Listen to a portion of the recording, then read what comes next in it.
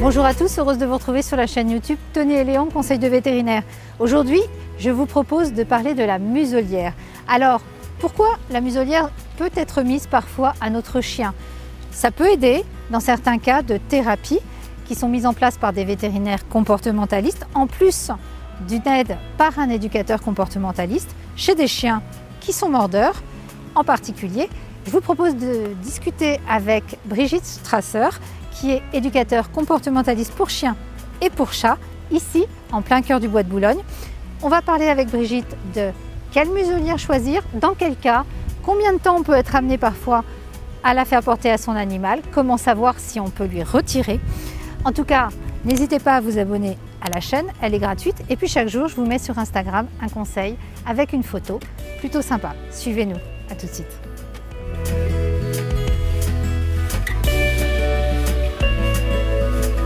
Bonjour Brigitte. Bonjour Valérie. Alors je vous remercie de m'accueillir dans votre bureau ici, dans le bois de Boulogne.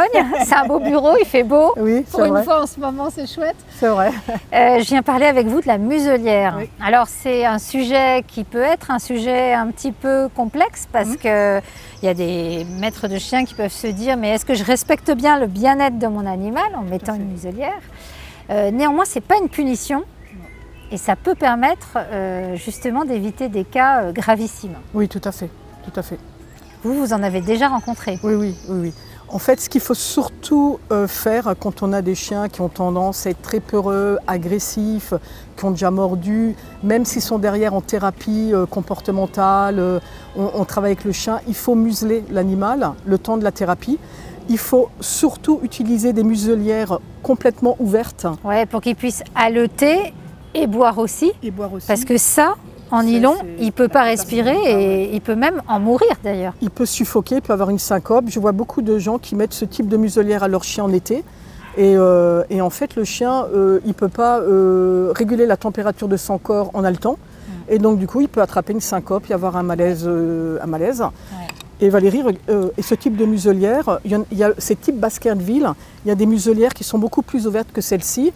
Le chien, une fois qu'il l'adopte, donc on y va tout doucement hein, pour qu'ils comprennent que la muselière, ce n'est pas une punition. On peut même ruser en mettant des petites friandises, c'est ce que vous me disiez. Ouais, d'accord. Et puis on lui fait rentrer le museau là, une journée, 2 journées. Il faut vraiment qu'il associe la muselière à quelque chose de positif, le chien. Et un chien peut parfaitement vivre et être promené avec une muselière de ce type-là. Ce n'est absolument pas une punition et ça peut être, au contraire, ça peut l'aider à ne pas avoir de soucis s'il y a un accident. Oui, parce qu'en fait, la muselière, on peut la conseiller quand un animal est amené à mordre de façon récurrente, qu'on est en plein dans une thérapie. Voilà Sandro. Bah, dis donc Sandro, toi, tu n'as pas de muselière, mais tu peux nous montrer. Hein, c'est qu'en fait, bon, évidemment, tu n'es pas habitué, mais voilà. Et là, tu peux boire et tout, parce que c'est vrai que Sandro, eh bien justement, pour respirer, tu as besoin de pouvoir ouvrir la gueule. Exactement. Et c'est vrai que ce problème, c'est que si on a une muselière où il ne peut pas ouvrir la gueule, il ne peut pas allaiter, bah, quand il fait très chaud, eh bien évidemment, il peut avoir un souci de santé.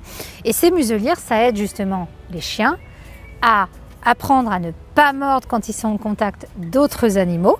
Ça peut se faire sur des périodes de combien de temps en moyenne, Brigitte, l'usage de la muselière? Parce que ce n'est pas à vie non plus.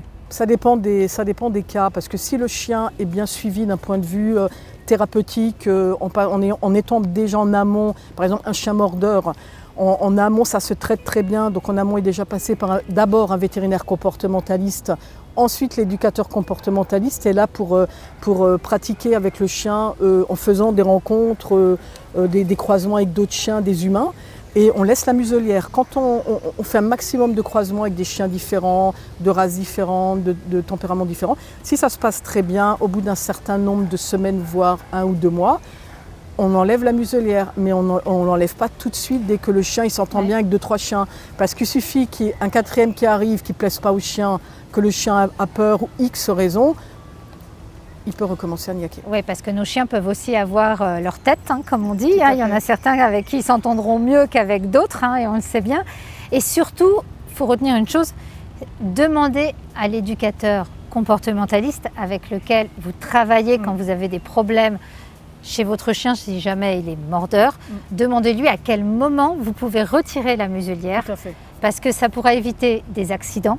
c'est vraiment vous qui êtes capable de voir quand le chien est prêt à retirer la muselière, parce que les accidents peuvent être assez courants.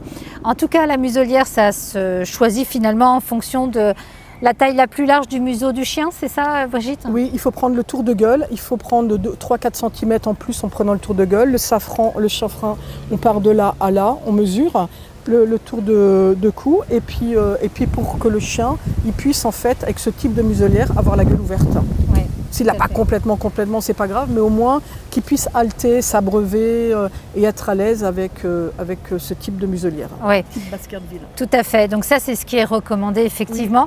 Oui. Et puis également, comme vous le savez, eh bien, la muselière, dans la loi française actuelle en tout cas, les chiens de catégorie 1 et 2 doivent avoir une muselière quand ils se baladent dans des lieux publics, voire même dans des communs de copropriété. Hein.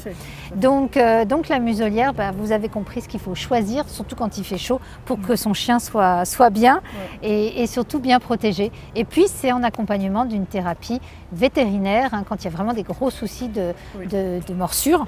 Et donc revoyez nos épisodes justement sur Mon chien mort avec ma consoeur Muriel Marion et également un épisode que nous avons fait ensemble, Brigitte, sur mon chien qui mordit, que ce soit lors du jeu ou quand il dans d'autres contextes. En tout cas, un grand merci Brigitte pour vos conseils sur la muselière.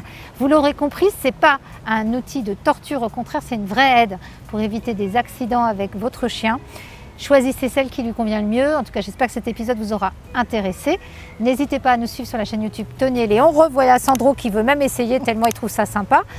Et surtout, likez, abonnez-vous et suivez-nous. Et à très bientôt pour un prochain épisode. À bientôt et merci beaucoup Brigitte. Merci et Sandro, surtout, tu ne sors pas tout de suite parce que tu es trempée. Je vais prendre une douche là. Merci Valérie. Merci.